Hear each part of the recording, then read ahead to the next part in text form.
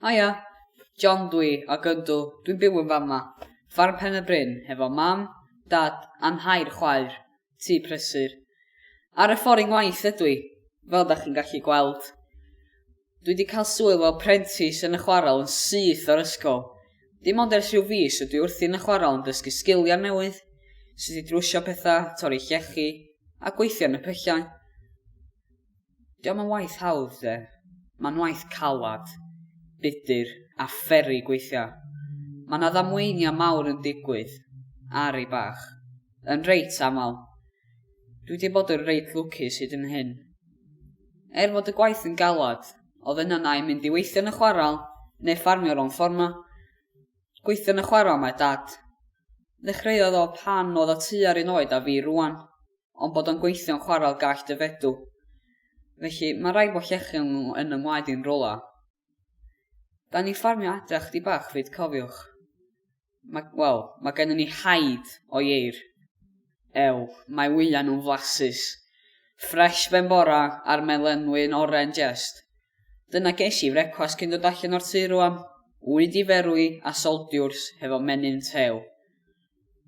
Naeth nhw'n dodwy lot o wyliau nithiwr, sy'n rhyfedd, a ni'n efo llond lle o ieir. 16 iar i gyd, ac 8 ceiliog. Da chi eisiau clywed stori am sut bod gennym ni 8 ceiliog?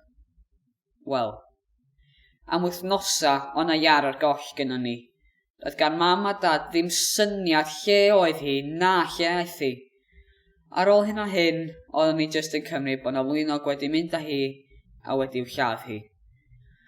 Doedd na'm pluan o dystiolaeth o hynny'n ninglla. Ta waith.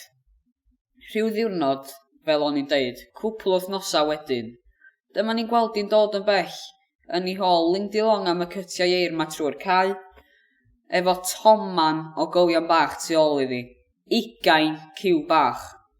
12 ohonyn nhw'n ieir ac 8 yn geiliogod. Wedi mynd am lonydd i ddodwy, a nythu a magu oedd hi, oddi wrth y ieir eraill. Ath i'r goedan dwll acw.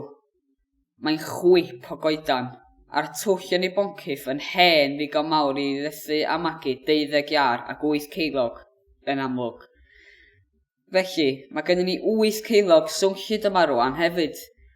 Maen nhw'n handi fel cloc larwm i fynd i'r gwaith. Dwi yn gobeithio gael ni glamp o dwrci dolyg yma,